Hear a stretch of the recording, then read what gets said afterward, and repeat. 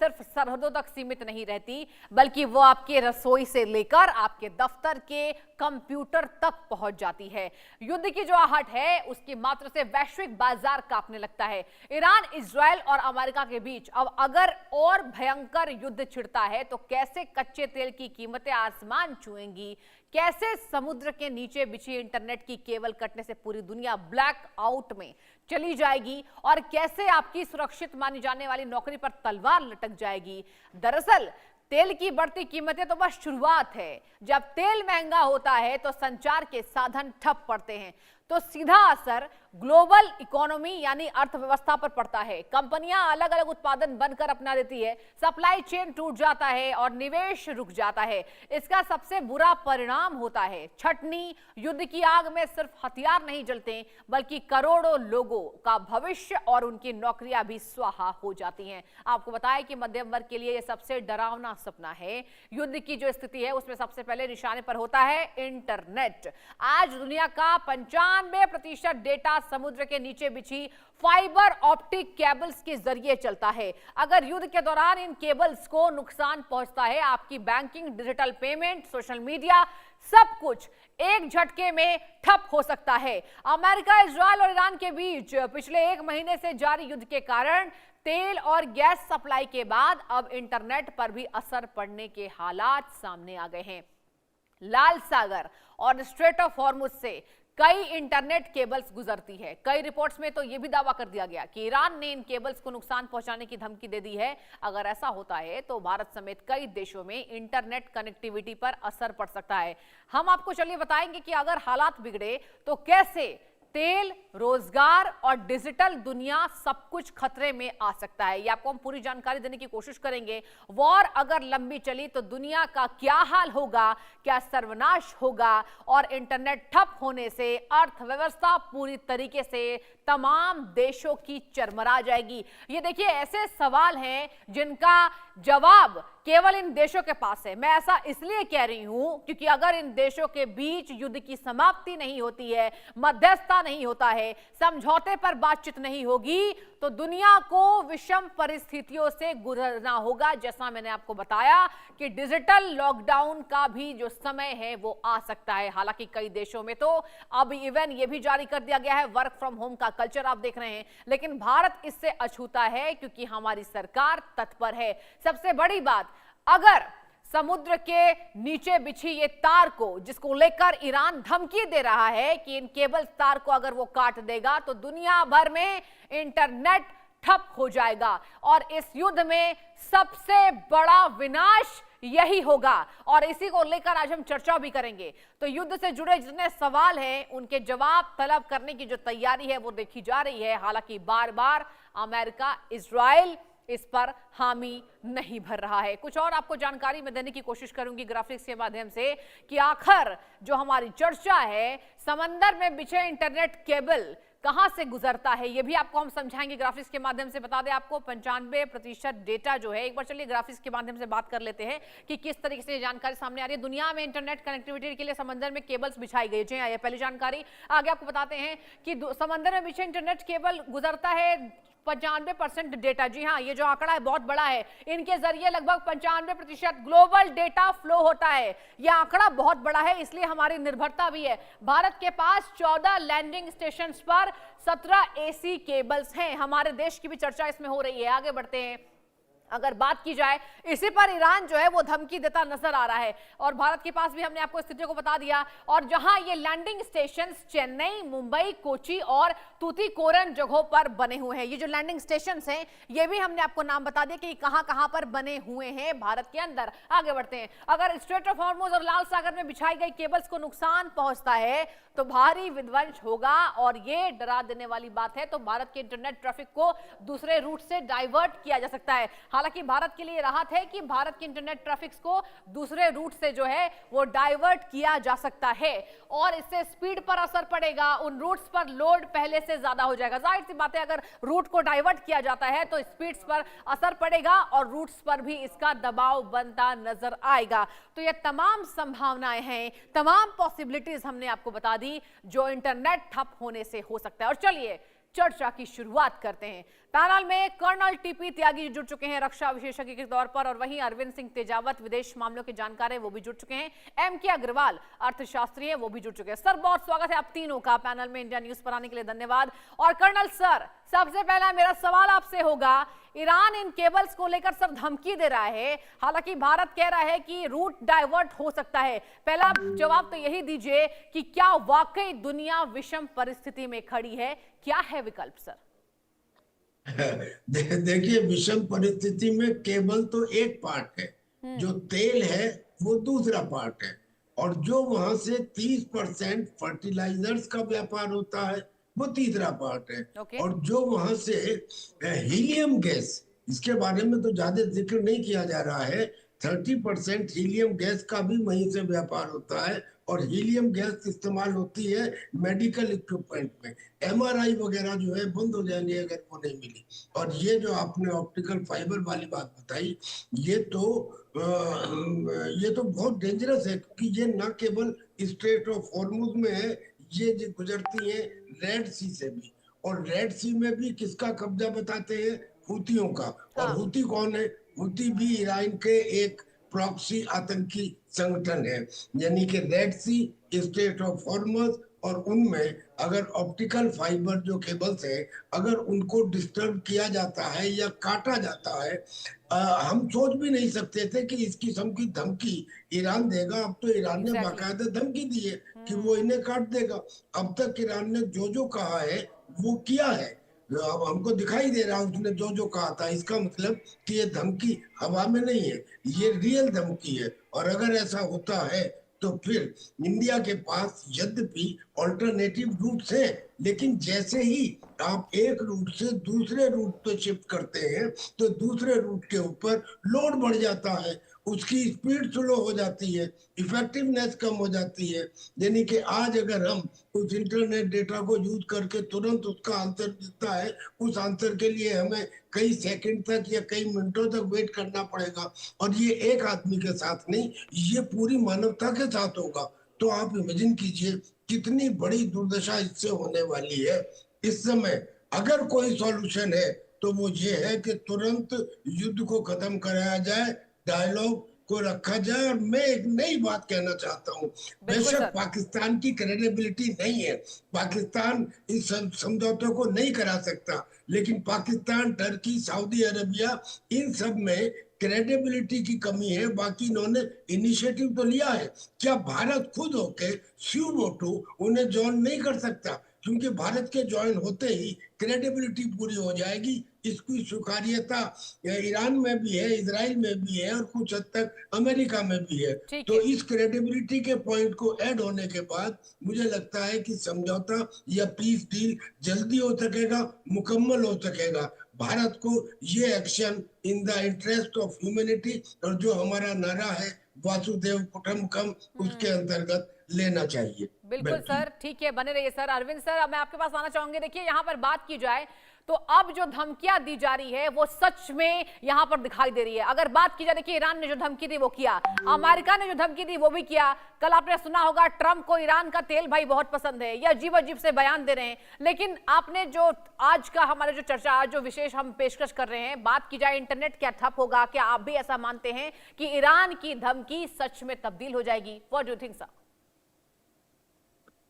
देखिए शस्त्री, डिपेंड करता है कि किस हद तक ये लड़ाई आगे बढ़ती है। बिल्कुल। अगर लड़ाई बहुत ज्यादा फैल जाती है तो ये सब कुछ हो सकता है, क्योंकि जब लड़ाई होती है तो कुछ देखा नहीं जाता है। फिर उसके बाद में खाली ये देखा जाता है कि दुश्मन को कैसे ज्यादा से ज्यादा परेशान किया जाए और बाकी दुनिया को भी कैसे परेशान किया जाए ताकि उस लड़ाई को वो रोक सके। अभी देखिए, भारत की दोस्ती के खिलाफ अमेरिका ने 2 बड़े काम किए थे। एक तो जो ईरानियन जहाज जो हिंद महासागर से जब लौट रहा था हमारे साथ सैनिक अभ्यास के बाद में, तो उसको अमेरिका ने समुद्र में डुबो दिया, काफी सोल्जर्स मारे गए। उसके अलावा जो वहां से जो राहत सामग्री लेकर जो यहाँ से भारत से जो जाने वाला था ईरानियन विमान, उसको भी अमेरिका ने गिरा के मार गिराया। तो ये सब चीजें हैं जो ये बताती है कि अमेरिका कुल मिला के भारत की तटस्थता या ईरान को किसी भी तरीके से अगर भारत मदद करता है तो वो डेफिनेटली कोई स्टेटमेंट तो नहीं देगा, पर संदेश ये साफ साफ दे रहा है कि हम इसके खिलाफ जरूर एक्शन लेंगे, और अमेरिका ने वो लिया। तो भारत के लोग ऐसा नहीं है कि जो साउथ ब्लॉक में बैठने वाले लोग वो समझ नहीं रहे हैं, अमेरिका के खिलाफ भी वो समझ रहे हैं कि अमेरिका किस हद तक बिना नकेल वाला सांड बनता जा रहा है। बिल्कुल। और भारत बिल्कुल ये जानता है कि ऐसा बिल्कुल भारत के हित में नहीं है, भारत के लॉन्ग टर्म वाले हित में नहीं है। केबल कट सकती है, तमाम चीजें हो सकती है, उसके अलावा जो गैस है, जो जो प्रोजेक्ट्स हैं, या वहां पे जो जितने भी जो प्लांट्स हैं वगैरह, उन पे बम्बार्डमेंट हो सकती है, वहां पे पानी वगैरह पे, और वो जो सारी जो बेसिक जो एमिनिटीज वाली जो चीजें हैं उन पे बम्बार्डमेंट हो सकता है, और ईरान की पूरी लाइफ को ठप किया जा सकता है। और ऐसे में ईरान रिटेलिएट करेगा, वो पूरे के पूरे जो खासकर वेस्ट एशियन जितने भी जो ऑयल प्लांट्स हैं या वो है, उन पे बम्बार्डमेंट करके पूरा ही ऑयल सप्लाई ठप कर सकता है। अभी हॉर्मुज को ब्लॉक करने से इतनी दिक्कत हो गई है, तो सोचिए कि अगर रेड सी को अगर उन्होंने ब्लॉक कर दिया हुतीज की मदद से, जो उनमें पूरी कैपेसिटी है, कोई डर ही नहीं है, तो बिल्कुल। सोचिए कि हालत किस हद तक मतलब चैलेंजिंग हो सकते हैं। तो ये सोचने वाली बात है। पर हाँ, बिल्कुल। संभावनाएं हैं, पर अभी फिलहाल ये दूर की कौड़ी होगी। अगर लड़ाई नहीं फैलती है तो शायद ये नहीं होगा, और मुझे लगता है कि अमेरिका शायद अपनी टांग जलाने की कोशिश नहीं करेगा, क्योंकि वहां पे ईरान पूरी तरीके से तैयार है अमेरिका को एक अच्छा सबक सिखाने के लिए। जी सृष्टि जी। बिल्कुल अरविंद सर, देखिए अमेरिका को जो सबक सिखाने का काम ईरान ने वाकई किया है, और हम ये कह सकते हैं कि एकमात्र देश ऐसा ईरान जो पहले तो अटैक करके ट्रंप साहब को यही लगा कि हमने आयतुल्लाह अली खामेनी का खात्मा कर दिया तो ईरान घुटनों पर आएगा, लेकिन ऐसा होता बिल्कुल नजर नहीं आ रहा है। बर्बाद हो रहा है ईरान, तबाह हो रहा है, जल रहा है, उसके बावजूद भी अडिग है। एम के अग्रवाल सर, आपके पास आते हुए सर, अगर बात की जाए, देखिए रूट डायवर्शन का जो विकल्प है वो तो है, लेकिन कितना दबाव इससे बढ़ेगा, और खास तौर पर मैं अपने देश की बात करना चाहूंगी, अगर बात की जाए हमारे देश भारत पर इसका कितना व्यापक असर पड़ेगा, आपसे समझने की कोशिश करेंगे सर। शशि, देखिए जिस प्रकार का आज का वैश्विक वातावरण बनता चला जा रहा है, बिल्कुल। उसको अगर हम देखते हैं तो ईरान तो एक, जिसको कहते हैं ना, कि वो एक नॉनसेंस सिचुएशन क्रिएट करके अपने को बचाने का प्रयास कर रहा है। अब प्रश्न ये उठता है कि हम उसको अगर लेते हैं इजराइल को, तो इजराइल एक लिमिटेड दायरे में अपना काम कर रहा है। अब जो बड़ा मुखिया बन करके यूएस आया, यूएस ने उसकी जो अपनी रणनीति थी, उसके जो प्रोजेक्शंस थे, मुझे लगता है बुरी तरह से वो फ्लॉप कर गए। उन्होंने, जबकि ईरान ने कहा था कि अगर आप करेंगे तो हम आपके जितने भी बेस हैं मिडिल ईस्ट में, हम उनको तबाह करेंगे। अभी वो यूरोप की तरफ नहीं बढ़ा, इशारा जरूर बीच में किया था ईरान ने, यानी कि डैमेज करने में वो सफल रहा है, और बुरी तरह से उसने डैमेज किया है मिडिल ईस्ट को, और अपने इर्द गिर्द के वातावरण को डैमेज किया है। अब ये जो डैमेज है, हम लोग अभी चर्चा कर रहे हैं कि तेल का क्या होगा, गैस का क्या होगा, इसका क्या होगा, उसका क्या होगा। ठीक है, वो तो दुनिया को दिखने लगा है कि, और अमेरिका भी इस हीट को महसूस कर रहा है, यूरोप भी महसूस कर रहा है, और सब महसूस कर रहे हैं, और बढ़े हुए दाम का फायदा भी कोई बहुत ज्यादा नहीं उठा पा रहा है। जिस प्रकार का इन्फ्लेशन है, मुझे लगता है यूएस इकोनॉमी वैसे ही खतरे में थी, गड़बड़ चल रही थी, यूएस इकोनॉमी और गड़बड़ा जाएगी इस युद्ध के दौरान। अब प्रश्न ये उठता है, दुनिया का क्या होगा। आप दुनिया को देखिए तो ग्लोबल साउथ की चिंता तो आज के दिन किसी को है नहीं, हर कोई अपनी बचाने में लगा हुआ है। गरीब की कोई चिंता नहीं है, किसी भी मल्टीलेटरल एजेंसी को चिंता नहीं है। लेकिन जो इंटरनेट की चर्चा आ रही है कि इंटरनेट केबल को अगर डैमेज करते हैं, और ईरान कर भी सकता है, अगर उसको ज्यादा लगा तो वो कर भी सकता है, लेकिन प्रश्न ये उठता है कि ये सिचुएशन फोर्सी क्यों नहीं की गई, इस प्रकार की सिचुएशन क्यों नहीं समझी गई। जो दुनिया के अपने को लंबरदार मानते हैं, आज वो पूरी तरह से असहाय महसूस कर रहे हैं। अब प्रश्न उठता है कि ये दो चीजें दिख रही हैं। आप देखिए, पूरा का पूरा मिडिल ईस्ट का टूरिज्म करीब करीब खत्म है, और वहां का जो प्रोडक्शन स्ट्रक्चर जो भी था वो खत्म है, और इसका दुष्प्रभाव दुनिया के अन्य राष्ट्रों पर पहुंच रहा है। अब पाकिस्तान जबरदस्ती का मुखिया बन रहा है, अपनी इकोनॉमी अपनी उसको संभाल नहीं पा रहा है। टर्की है, अपना सोना बेच रहा है, उस तरह काम चला रहा है। मतलब आज आप देखिए, घर फूक तमाशा देखने की होड़ लगी हुई है। वो चाहे ट्रंप साहब हो, तो ईरान हो, तो टर्की हो, पाकिस्तान हो, या मिडिल ईस्ट के कंट्रीज हो, हर कोई घर फूक तमाशा, यानी कि जिसका विवेक बुद्धि नष्ट हो चुकी हो, ऐसे में आर्थिक चिंतन किसके पास बचा है सृष्टि जी? समस्या यही है कि जो अपने को लंबा, जितनी मल्टीलेटरल एजेंसीज थी, आज सब के सब कोने में दुबकी पड़ी है। जैसे कोरोना काल में वर्ल्ड हेल्थ ऑर्गेनाइजेशन कोने में दुबका पड़ा था, तो दुनिया पूरी तरह से ठीक है अनिश्चितता के भंवर जाल में सर, मैं फंसता जा रहा अनुरोध है। करूंगी आप तीनों और से प्लीज बने रहिए। किया है, सवाल पूछा है हमने और दर्शकों को फटाफट से बताएंगे कि आखिर सर्वे में कैसा रिएक्शन आया। दर्शकों, अगर बात की जाए सर्वे में, सबसे पहला सवाल हमने पूछा, अगर युद्ध के कारण कच्चे तेल की कीमतें बढ़ती हैं तो आपकी सबसे बड़ी चिंता क्या होगी। देखिए, हमने पहला सवाल ये सर्वे में किया कि आपकी सबसे बड़ी चिंता क्या होगी अगर युद्ध में जिस तरीके से स्थितियां हैं वो होती हैं तो।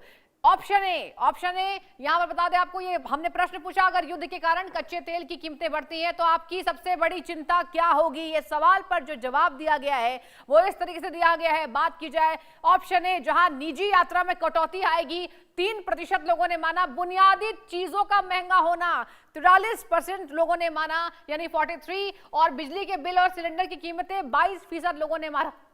और निवेश में होने वाला बड़ा नुकसान 32%। देखिए, ये जो आंकड़े हैं ना, ये जो आंकड़े हैं 43 और 32, ये बता रहे हैं कि लोगों की जो चिंताएं हैं वो बढ़ती नजर आ रही है। ये सर्वे में हमने सवाल पूछा था जो हमने आपको दर्शकों को समझाया है। कर्नल सर, मैं आपके पास आना चाहूंगी। कर्नल सर, बात की जाए, देखिए संभावनाएं तो बहुत अधिक है। संभावना तो ये भी है कि ईरान पर हो सकता है अमेरिका सबसे ज्यादा खार्ग द्वीप के ओर कूच करके तुरंत अटैक कर ले, तुरंत कब्जा कर ले। संभावनाएं तो बहुत है सर, लेकिन क्या आपको लगता है कि वास्तविकता में यह तब्दील होगा या ट्रंप साहब पीछे हटेंगे? What do you think? देखिए, बहुत कुछ वास्तविकता में तब्दील होगा, नहीं हो चुका है। हाँ। आप ये बताइए कि ईरान के उस नेचुरल गैस भंडार के ऊपर हमला किया गया जो 13 साल तक पूरी दुनिया को गैस सप्लाई कर सकता था। ऐसे ही सऊदी अरेबिया की उस ऑयल रिफाइनरी के ऊपर हमला किया गया जो दुनिया की सबसे बड़ी रिफाइनरियों में एक है। ऐसे ही मिडिल ईस्ट के सभी कंट्रीज की ऑयल रिफाइनरीज के ऊपर हमला किया गया, एनर्जी ठिकानों पर हमला किया गया। अब अगर मान लीजिए कि अगर खार्ग आइलैंड के ऊपर हमला हो या ऑक्यूपेशन हो या किसी तरह से उन पाइपलाइन को नष्ट कर दिया जाए तो ईरान का 90% तेल वो भी वर्ल्ड मार्केट में अवेलेबल नहीं होगा। अब अगर $10 कच्चे तेल का पर बैरल बढ़ता है तो उसका करीब करीब इफेक्ट तेल की कीमतों पर, यानी कि पेट्रोल पर 5 रुपए प्रति लीटर बढ़ जाता है अंदाजन। और कितना था पहले, युद्ध से पहले 70 था, आज हो चुका है 116 या उससे भी ज्यादा। अब कुल मिला के सवाल ये उठा कि जब आपने एनर्जी सोर्सेज नष्ट कर दिए तो ये आज की तो समस्या है ही, भविष्य की भी समस्या है। यानी कि आपने भविष्य को भी काफी हद तक नष्ट कर दिया। जो नुकसान हुआ है वो उसमें कई दशक लगेंगे उसे पूरा करने में। तो ये न केवल आज का नुकसान है, ये भविष्य का भी नुकसान है और इसका एक बड़ा अमाउंट ऑलरेडी हो चुका है। ये जो एनर्जी के सोर्सेज खत्म हुए, ये तो खत्म हो चुके हैं ना जी। अब जो कतर का LNG प्लांट है, जो जिससे सबसे ज्यादा नेचुरल गैस LNG निकलती थी, वो बंद हो गया। कब से बंद पड़ा है? 1 महीने से बंद पड़ा है।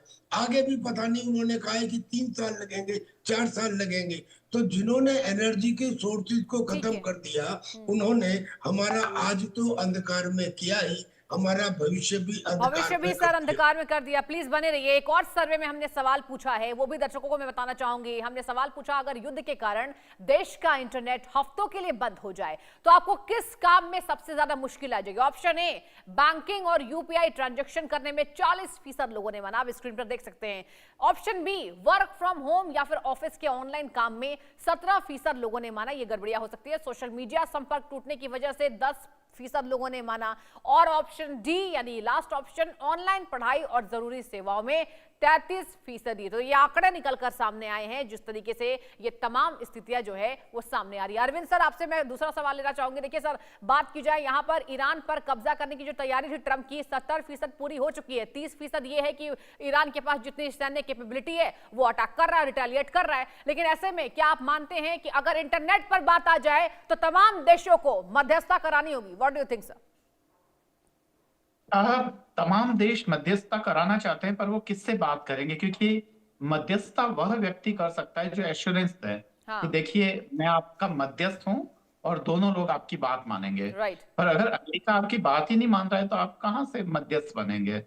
और वैसे ही ईरान को आप क्यों जबरदस्ती करेंगे? और ईरान में जब ऊपर से जब बम के गोले बरस रहे हैं और उसको पता है कि उसका जो एग्जिस्टेंस है उसी ही खत्म करने की पूरी कोशिश की जा रही है, तो कुछ भी कर सकता है ईरान। वह ठीक अपने है। सर्वाइवल के लिए वह किसी भी हद तक जा सकता है। अगर वो एटम बम होता है तो एटम बम भी फोड़ सकता है, और जैसे कि डर्टी बम की बात कर रहे हैं, ठीक है, अगर बहुत वह माफी ईरान के के साथ, पास है तो बहुत वह भी माफी कर के सकता साथ अरविंद सर, मैं आपको बीच में ही रोक रही हूँ। कर्नल सर, अरविंद सर और एम.के. अग्रवाल जी, आप तीनों का बहुत शुक्रिया तमाम जानकारी देने के लिए और जुड़ने के लिए। तो चलिए अब अगला सवाल हमारा सर्वे का, युद्ध लंबा खींचने पर बाजारों में सामान की कमी हो सकती है, आप किन वस्तुओं का स्टॉक करना सबसे जरूरी समझेंगे? देखिए दर्शकों ने क्या रिप्लाई दिया है। ऑप्शन ए जरूरी दवाइयां और फर्स्ट एड किट 17% लोगों ने माना। ऑप्शन बी दाल चावल आटा और पीने का पानी 53% लोगों ने माना। ऑप्शन सी नकदी क्योंकि डिजिटल पेमेंट बंद हो सकता है, केवल 10% लोगों ने माना। ऑप्शन डी यानी लास्ट पेट्रोल या डीजल और पावर बैंक जैसी चीजें 20% लोगों ने माना। एक और सर्वे में सवाल, वो भी आपको बताते हैं। युद्ध की स्थिति में अर्थव्यवस्था या सुस्त होने पर आप अपने करियर को लेकर क्या सोचते हैं? ऑप्शन ए नौकरी जाने का डर 31% लोगों ने माना। ऑप्शन बी कंपनी के ठप होने का डर 10% लोगों ने माना। ऑप्शन सी सैलरी में कटौती या इंक्रीमेंट रुक जाएगा 37% लोगों ने माना। ऑप्शन डी यानी लास्ट सरकारी नौकरियों या सुरक्षित क्षेत्रों में जाने का विचार 22% लोगों ने माना। इसके साथ एक और सवाल, युद्ध की खबरों और भविष्य की अनिश्चितता का आपके मानसिक स्वास्थ्य पर क्या असर होगा? ऑप्शन ए हर वक्त डर और तनाव महसूस होगा, 14% लोगों ने माना। फेक न्यूज की वजह से घबराहट बढ़ना 15% लोगों ने माना। ऑप्शन सी परिवार और बच्चों की चिंता 40% लोगों ने माना। और ऑप्शन डी स्थिति सामान्य होने का इंतजार 31% लोगों ने माना। सबसे ज्यादा डर है कि परिवार का क्या होगा। तो देखिए ये तमाम सर्वे में सवाल जो हमने पूछे वो भी मैंने आपसे यहाँ पर साझा किया, और यहाँ डिफेंस एक्सपर्ट, विदेश मामलों के जानकार, अर्थशास्त्री ने क्या कहा ये भी हमने आपको चर्चा में बताया।